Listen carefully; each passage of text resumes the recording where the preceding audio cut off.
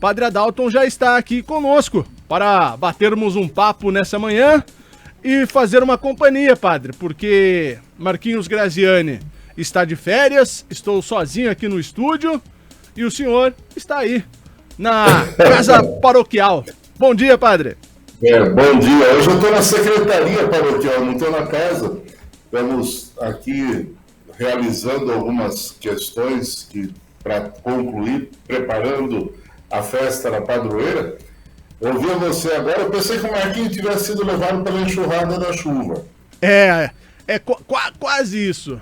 Ele está tirando... Eu não sei como está aí, mas aqui a chuva de manhã está uma bênção muito forte, muito boa, sem nenhum estrago, mas muito forte.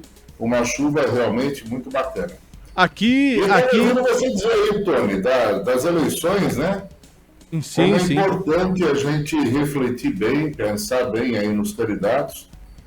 Eu estou com a minha chapa praticamente pronta.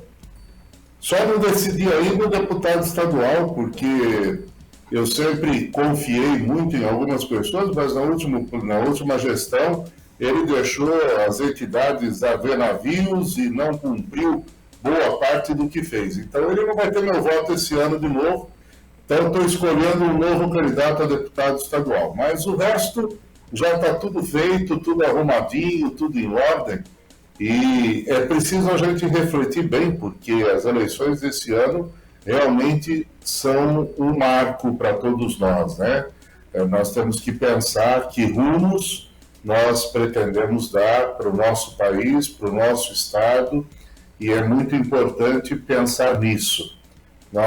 Para quem é um pouco mais vivido como eu, passou por diversas experiências e a gente tem que recordar, chamar o passado um pouquinho, ver as coisas como foram, ver o que sobrou das gestões passadas para a gente poder saber como vamos caminhar daqui para frente. Vale a pena apostar em caminhos novos, voltar para um passado que foi pregresso, marcado aí por tanto mal, por tanta corrupção, ou arriscar caminhos novos que são propostas interessantes para todos nós. Temos que pensar um pouco nisso, refletir e pedir a Deus que nos ilumine aí. Faça bem um exercício para refletir e não tenha medo de mudar. Eu acho que a gente tem que sempre ter esta coragem para mudar quando necessário, fazer as transformações que forem necessárias e fazer as boas opções. Por isso que eu escolhi um tema para hoje, Marquinhos, que é falar de um assunto que muitas vezes nós não distinguimos muito, que é a diferença entre coragem e ousadia. Você sabe qual é a diferença principal? Olha, padre, eu vou preferir ficar aqui quietinho só ouvindo, porque realmente eu não sei exatamente qual é a diferença dessas duas palavras, viu? Bom, primeira coisa, muita gente imagina que a coragem e a ousadia são sinônimos. Eu acho que a gente não pode pensar e nem ter esta visão, porque na realidade não são. As duas habilidades são habilidades mentais que impulsionam o agir humano, mas nós precisamos lembrar de algumas diferenças, né? Coragem, o que é? É uma habilidade de confrontar o medo, a dor, o risco, a intimidação, a incerteza, mesmo tendo medo e analisado todos os riscos que o medo exige antes de agir. Portanto, ter coragem é, antes de tudo, superar o medo, portanto, agir após uma análise consciente, uma análise firme. E é uma ação provocada por uma grande motivação e prazer, cuja química envolvida é principalmente, de dois componentes que estão presentes no nosso organismo, a dopamina e os opioides, ou opioides, como alguns preferem chamar. Então, a coragem ela está ligada diretamente a esta sensação mental que me leva a confrontar conscientemente com uma realidade que eu estou vivendo, que às vezes me causa insegurança, medo, mas eu busco a melhor maneira de agir. Vou medir as consequências e vou perceber que é necessário agir com serenidade. Já a ousadia é também um confronto. Só que a ousadia tem uma diferença na coragem. Normalmente, a pessoa que é ousada, ela age de maneira mais impulsiva. Ela vai buscar liberação de mais adrenalina do que particularmente o organismo daquele indivíduo é capaz de produzir. Então, nós dizemos que a ousadia é uma ação que se desperta a partir da adrenalina pura. É do gosto de fazer pelo fazer. É o agir impulsivo. É o fazer porque não está bom desse jeito, então eu escolho qualquer caminho, porque o que vale é mudar. E eu não posso ficar nesse caminho. Então o ousado é aquele que muitas vezes não pensa. Ele impulsivamente, não tá bom, eu jogo fora e vou partir para um outro caminho, para uma outra maneira de agir. Então, muitas vezes, nós não medimos os riscos. O ousado normalmente não pensa nos riscos, não faz uma revisão de perceber o que isso significa, né? Quais são as raízes desta atitude, quais são os procedimentos que eu posso desenvolver. Também a ciência nos lembra, né? Essas duas ações estão no campo do nosso cérebro, da nossa mente, e a ciência nos lembra que o cérebro faz uma escolha numa fração de, no máximo, 7 segundos. Então, diante de uma ação, o meu cérebro já decidiu em 6, 7 segundos o que eu vou fazer.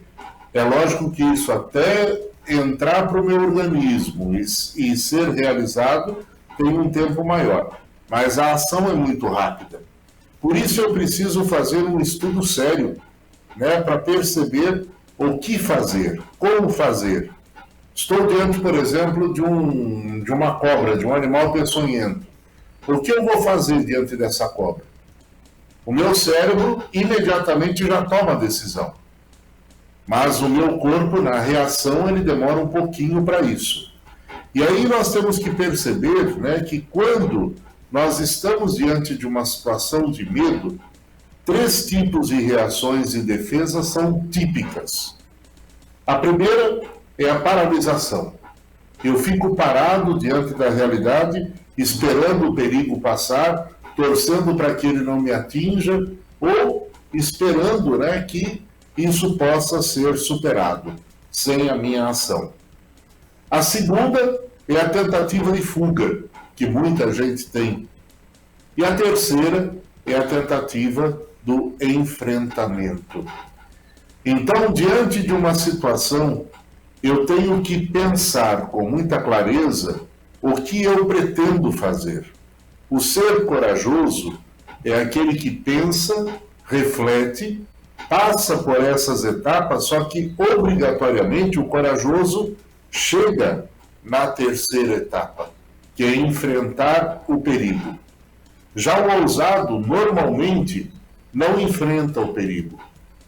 A sua atitude é uma atitude de quem, inconformado com a realidade, sai correndo, ou fugindo dele, ou buscando uma alternativa para ele, mas sem significar que ele esteja enfrentando o perigo. Ele é tão espontâneo, tão assim, abrupto ao fazer as coisas, que ele não pensa, ele não age por intenção ou não age por uma perspectiva mais clara. Então, enfrentar grandes desafios, enfrentar aquilo, explorar o que é desconhecido, arriscar-se, tudo isto supõe uma liberação muito grande de energia, uma situação social crítica, onde eu seja capaz de ter uma postura de enfrentamento. Já o imprudente, ele opta muitas vezes pela ousadia, porque ele gosta dos desafios, gosta da adrenalina.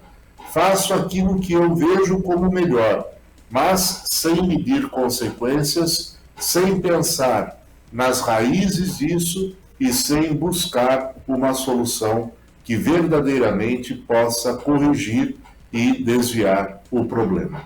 Então, o nosso convite, principalmente tendo em vista as eleições, tenha coragem.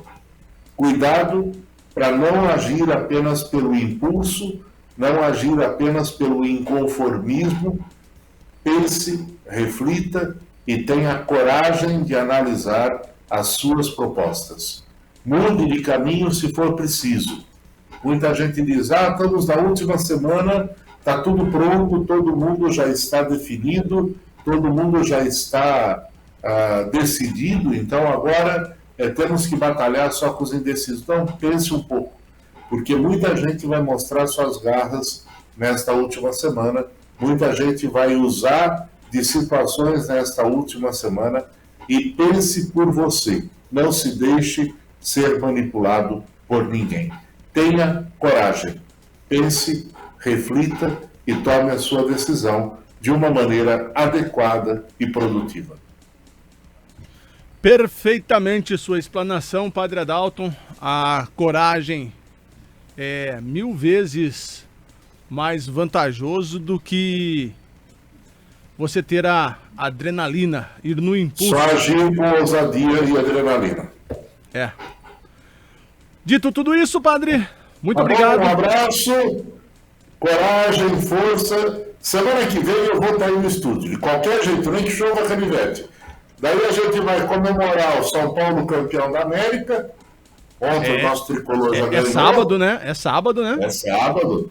E vamos comentar um pouco sobre as eleições, fazer um bate-papo um pouquinho. Daí a gente vai poder falar de política e daí a gente já vai ver como vão ficar as coisas.